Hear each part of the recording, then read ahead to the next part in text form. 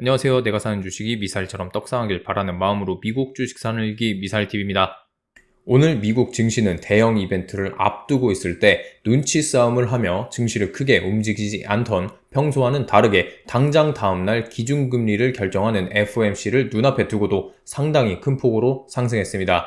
그리하여 다우존스 0.98%, S&P 500은 1.30% 상승하면서 상징적 숫자인 4,000포인트 선을 회복해줬습니다. 마지막으로 나스닥은 1.58% 상승했습니다. 특히 나스닥은 상방 추세선을 돌파하면서 주가가 위로 크게 상승한 상태이고 S&P 500은 아직 주가가 상방 추세선을 크게 돌파하지는 못했지만 4,000포인트 선을 회복해준 상태로 내일 있을 FOMC에서 기준금리에 대한 큰 이변이 없는 이상 상승 랠리를 이어나갈 가능성이 상당히 크다고 봅니다. 이렇게 며칠간 지속적으로 상승한 미국 증시로 인해 완벽하게 은행 리스크가 종식된 것이 아님에도 불구하고 약 일주일 전 극도의 공포로 18에 위치했던 공포 탐욕 지수는 오늘로 38이 되면서 공포 구간으로 올라온 상태입니다.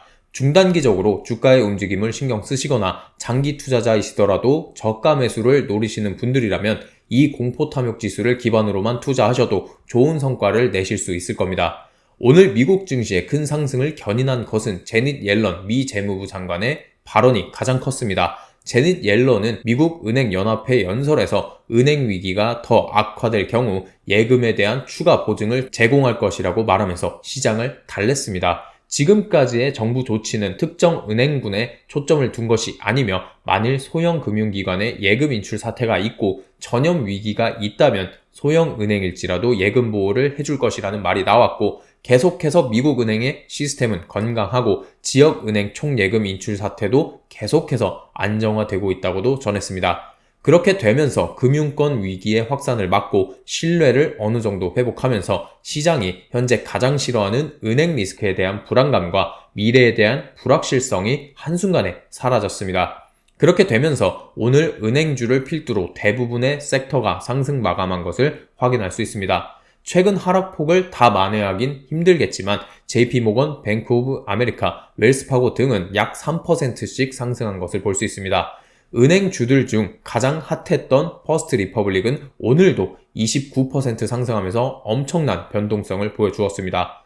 또한 은행 리스크에 대한 불안감이 사라지게 되면서 이제 인플레이션에 집중하면 되겠다 하는 시장의 반응도 보였는데 그것은 기준금리 인상 전망치를 보면 확실히 알 수 있습니다. 페드워치에서 확인한 결과 내일 있을 FOMC에서 25bp 금리 인상이 있을 것이라는 예측은 어제 74%였던 것에 비해서 더 상승하면서 85%까지 된 상태입니다. 이제 은행 리스크가 어느 정도 잡혔으니 너희 연준이 원하는 인플레이션 목표 달성을 위해서 적당한 금리 인상은 우리가 허용한다는 의미로 생각해 볼 수 있습니다. 그렇게 금리 인상 예측표를 보면 5.25%가 올해 최종 금리가 된 것을 확인할 수가 있습니다. 한참 은행 리스크가 부각될 때는 연준은 더 이상 금리를 올리면 안 된다는 분위기가 시장에 팽배했고 그렇게 올해 최종 금리가 5.0%가 될 것으로 봤었지만 오늘 당장 제닛 옐런 장관의 말 한마디에 이제 은행 리스크는 거의 사라졌으니 연준이 금리를 더 공격적으로 올릴 수 있을 것이라고 예측하고 있는 것입니다. 이미 시장은 연준이 기준금리를 50bp 올릴 것이라는 예측은 아예 하고 있지 않고 있습니다. 이것에 힘을 실어주고 있는 것이 바로 캐나다의 소비자 물가지수입니다. 제가 살고 있는 캐나다의 2월 소비자 물가지수는 전월보다 0.4% 상승해서 예상치였던 0.6%보다 낮았고 1년 전 수치에 비해서도 5.2%만 상승하며 예상치였던 5.4%와 전월 수치였던 5.9%보다 낮게 나왔습니다. 일반적으로 캐나다의 경제 수준은 미국의 10분의 1 수준으로 미국 경제의 바로미터 역할을 하는 나라입니다. 미국과 캐나다의 경제 상황은 전반적으로 비슷하게 움직이는데요. 그것을 아는 시장은 캐나다에서 이미 기준금리 동결을 결정했을 때 미국이 3월 FOMC에서 금리를 크게 올리지 못할 것이라고 기대하면서 주가를 상승시켰었습니다. 이렇게 미국과 캐나다 모두 소비자 물가지수가 계속해서 잡혀가고 있는 상황이므로 내일 50bp 금리 인상은 없을 가능성이 굉장히 커진 상태입니다. 월가에서는 내일 25bp 금리 인상이냐 금리 동결이냐를 두고 치열한 눈치 싸움을 벌이고 있습니다. 25bp 금리 인상을 할 것이라는 예측을 하는 것이 대다수로 JP모건, 뱅크 오브 아메리카, 모건 스탠리 등이 예상을 이렇게 하고 있는데요. 이들의 주장의 핵심은 여전히 인플레이션 지표들이 지속해서 하락하고는 있지만 연준의 목표인 2% 인플레이션까지는 아직 갈 길이 먼 상태라고 주장하고 있습니다. 물론 금융 안정도 중요하지만 미국 정부에서 적극적으로 방어해주고 있는 만큼 연준은 이제 인플레이션에 집중해야 한다는 근거를 내세우고 있습니다. 하지만 반면에 금리 동결에 대한 주장도 있습니다. 골드만삭스나 웰스파고 등이 이런 주장을 하고 있는데요. 오늘 아침 빌 에크먼은 금융 안정이 연준의 첫 번째 책임이라면서 25bp 금리 인상 그룹과는 반대되는 근거를 들고 있습니다. 금리를 인상하고 시스템에 추가 압력을 가할 환경이 아니라는 식의 주장을 트위터에 올렸는데요. 트위터 하면 빠질 수 없는 나서기를 좋아하는 일론 머스크는 50bp 금리 인하를 해야 한다는 황당한 주장을 빌 에크먼의 트윗에 답글을 달면서 표현했습니다. 내일 3월 FOMC에서 시장이 가장 주목하는 것은 당연히 발표될 점도표입니다. 물론 여태까지 점도표가 발표된 이후 항상 새로운 사건들이 터져 나오면서 점도표 그대로 움직인 적은 별로 없습니다. 하지만 이번에 발표되는 점도표가 가지는 의미는 2022년과 올해를 통틀어서 가장 큽니다. 왜냐하면 작년부터 급격하게 상승하면서 우리를 괴롭힌 금리 인상이 드디어 언제쯤 끝날지를 눈으로 직접 확인할 수 있게 되었기 때문입니다.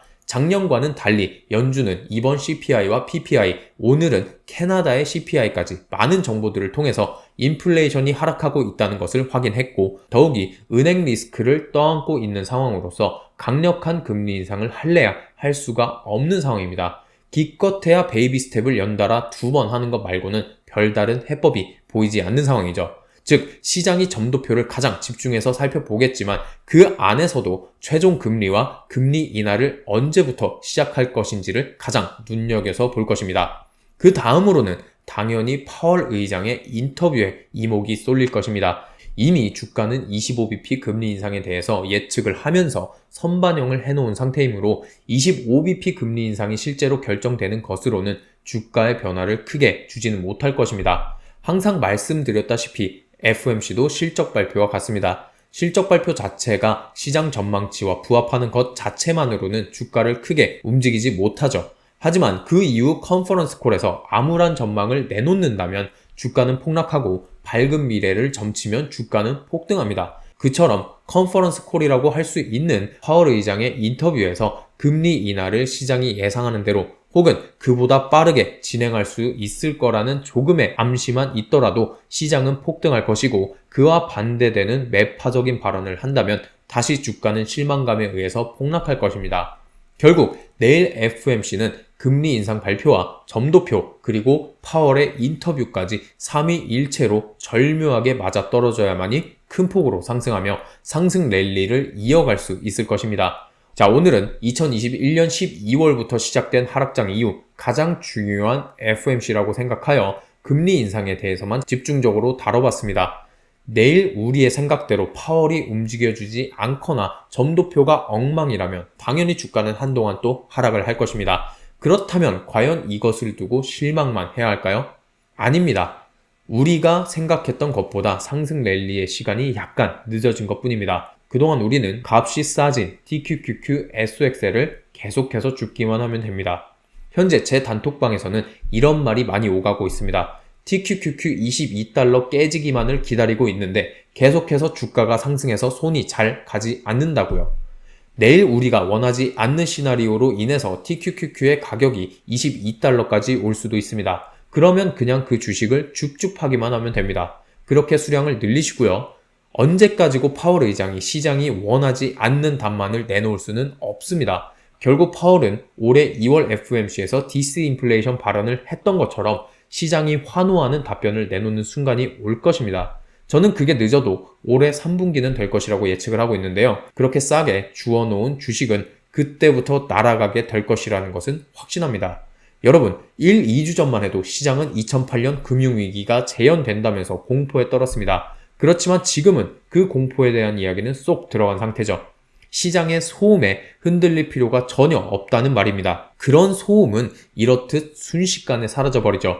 우리는 우리가 하려는 것을 하면 되는 겁니다. 마치 경주마처럼 여러분의 목표만 보고 달리시는 것을 추천드리면서 영상 마치도록 하겠습니다. 멤버십에 가입해주신 분들은 회원 전용 동영상을 통해서 주기적인 제 계좌 공유, 실시간 방송, 여러 소식들을 추가적으로 들으실 수 있으며 여러분들께서 궁금해하시는 내용들을 멤버십 전용 단톡방에 문의해 주시면 그 내용으로도 영상을 만들고 있습니다. 또한 멤버십 전용 단톡방과 커뮤니티를 통해서 제가 사용하는 유료 정보들을 제공해드리고 있습니다. 여러분들의 많은 관심 부탁드립니다.